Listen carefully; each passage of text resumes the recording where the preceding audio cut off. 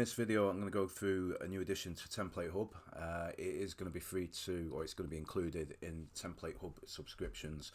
There will be an option to use this without being a subscriber. Obviously it will be a paid option. I'm still working on pricing on that. But what this does, it gives you the option to create templates that have transparent areas which you can't do easily in the likes of Canva. So Photoshop and stuff like that you can do, but you're looking at the expense of paying out for stuff like that. So what I'm going to do in this video, I'm going to show you how easy it is to make a template and just guide you through what's what on the actual page. So first up we have the screen here, the canvas. So we've got three different options here. We've got the 1800, 1200, which is your landscape, 1200, 1800 portrait, and you can also do custom size. So if I click apply there, you'll see it changes. Custom size would be great if you're doing 360 ones. You can see anything that needs transparency you can do on here, but 360 you'd probably do a 1080, 1920 there. Okay, so for the purpose of this video I'm going to do the landscape, and the first thing I'm going to do is choose a background image. Now currently you do need to add your own images for background, so we'll choose one there. Just grab one out of here. Let's find something in here. There we go. We'll go with that one. Okay. So as you can see, it was a square image that I chose, but it sizes it to the actual canvas. Okay, so we're going to start off with that. So that gives us the base. Next thing I'm going to show you is this show grid and snap to grid. Now show grid is, you'll see the squares on screen, they'll disappear if I turn it off. Having it switched on will make it a lot easier for you to do your design, which will become apparent in a minute. Now snap to grid, I'll explain what that does. So let me just add a photo area first. You see that puts on the red rectangle there, so you just literally grab the corners, drag it, and then move it to wherever you want on the template. And this is where it's snapping to the grid. If you look the way I'm moving it, it's actually snapping to the right squares on the grid. Okay, now you can resize that grid, okay, which I will show you here. If you make it smaller, that makes it you able to snap it to smaller areas. Okay, so what I do, I kind of keep it at 50, and then it's a good base to start with. All right, so if I'm happy with that photo area now, what I can also do is add a frame around it, and you do that by clicking add stroke, and then you can change the size of the frame. You can see it's just growing there. So we've gone light blue. You can change the color. So what I would advise, if you're going to do it, get all your stuff onto the design first and then change the color of the frame just so it'll match, which I'm going to show you in this video. So let's say I'm happy with that one. I'm going to duplicate that photo area now. That does one exactly the same size. We'll move the wrong one. That does one exactly the same size, and then I just move it to where I want it on the template. Now if I wanted another one, I could do the same again, or I can create a new photo area. So let's say we wanted one a little bit different size, for example. You may want a smaller one as your third one. It all depends on what you want. Okay, but you've got the options. Currently there's no option. Once you got to that stage you can't remove it, so I will add that, so you can undo it or delete it. So I'm happy with that. So you can see, looking at the grid, we've got one square to the left of the left hand side photo area, one square to the right of the right hand side photo area, and then there's two squares in between. So that tells me that that is all in line with each other. Okay, now at the moment you can still see the background image. Okay, when that is saved, that will not show, it'll all be transparent. So the next thing we're going to do is add a little bit of text. So it defaults as black, so on this template you can't actually see what it is, but you change the color easy enough. So just change the color, and here's where you type your text. So let's say the wedding of, and then you click apply. That changes that. You can then resize it.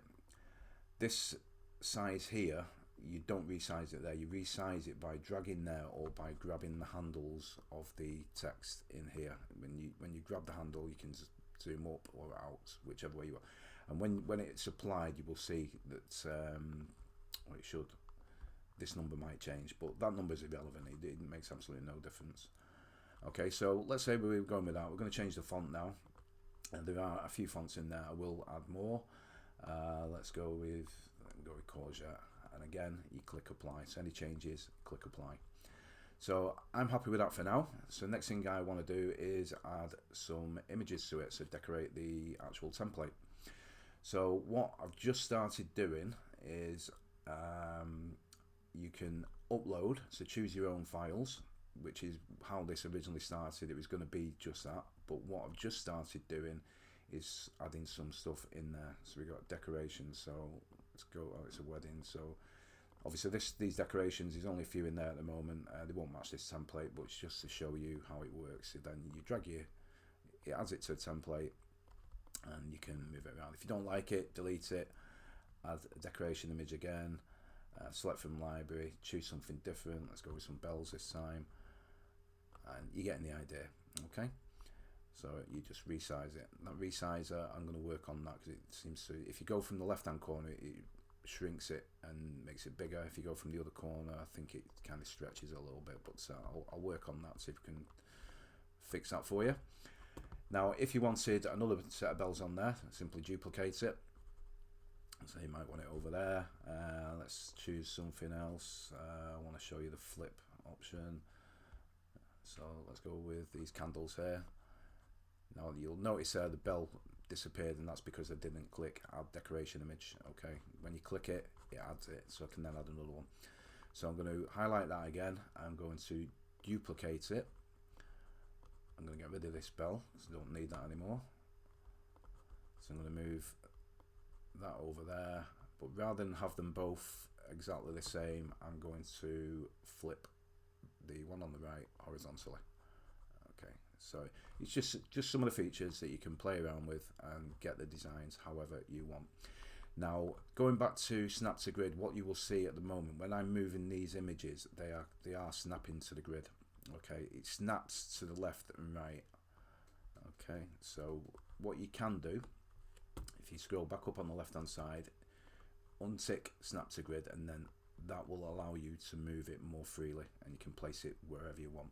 Okay, Snap to Grid will literally snap it into place. All right, but if you want the more freedom of moving it where you want, untick that and go from there.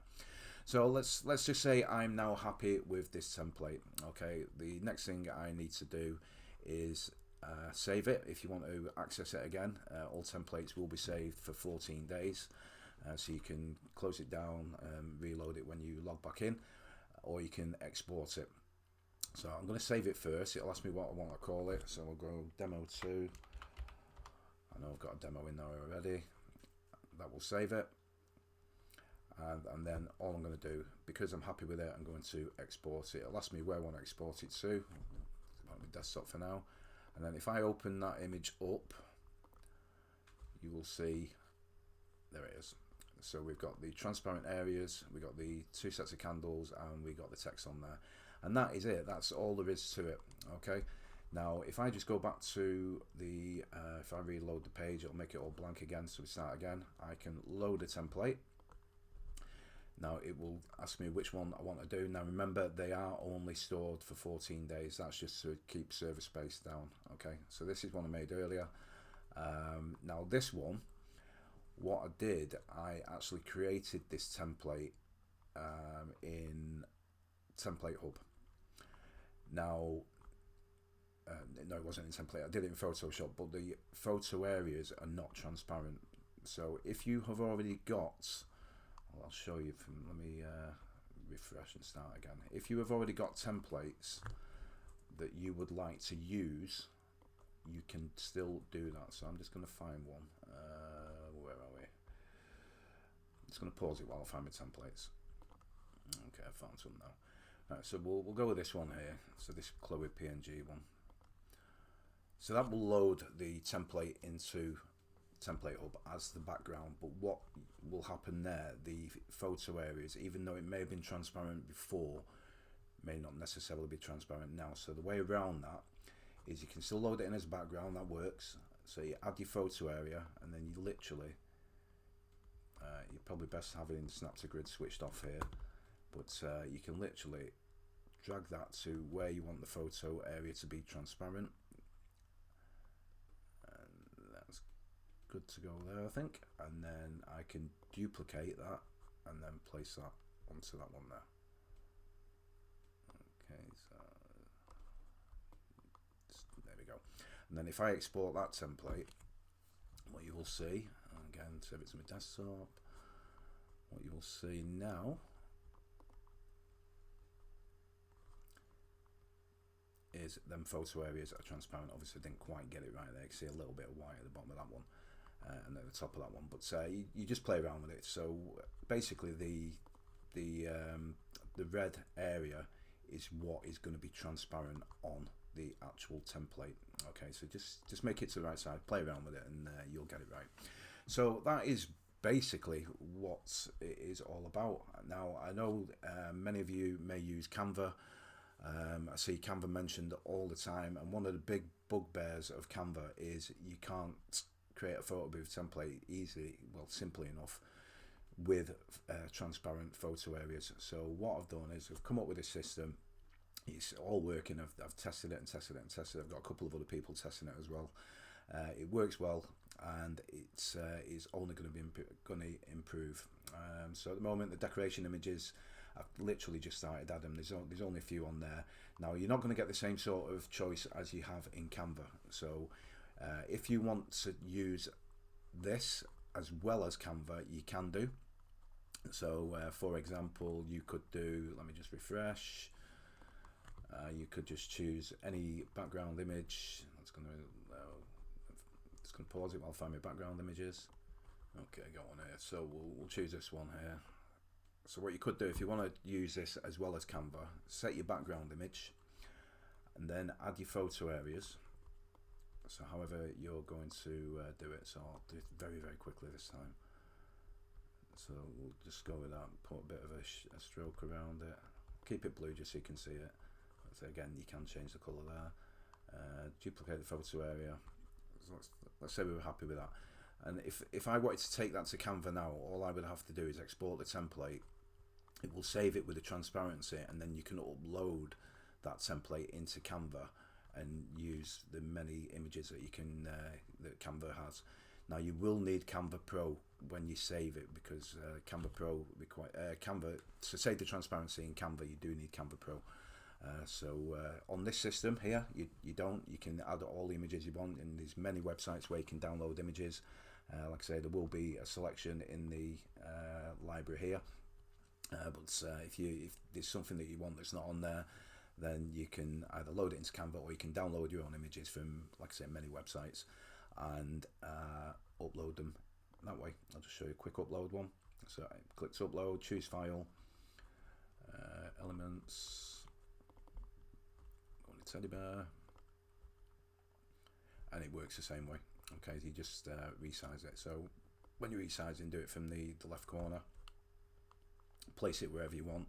It will allow it, again, this is snapping to grid, so if I just turn that off, it will allow me to move it over. Now obviously if you're doing photo booths, you'll know you don't have everything right up to the edge, because you'll have your bleed line when your printer cuts. So just have it slightly away from the edge and you should be good with your bleed. So if I export that one now, just quickly save it, open it up. So I could literally load that into Canva and then start adding text, other elements.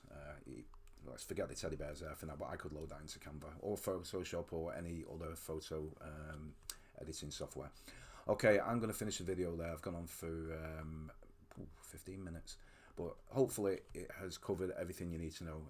Shows you how easy it is to use, and I'll let you know pricing if you are wanting this without the Template Hub subscription. But if you are already a Template Hub subscriber, just drop me a message. I'll probably message you anyway, but just drop me a message and I'll get you added onto the system. Now it is still being built. I'm adding stuff to it all the time. I've got a test site and I've got the live site, so I'll make sure everything works on the test site first before throwing it into live. But it's good to go now. You can start using it now, but I just need to sort the pricing out. Okay, thanks for watching, and hopefully this will change the way you look at making photo booth templates. Take care.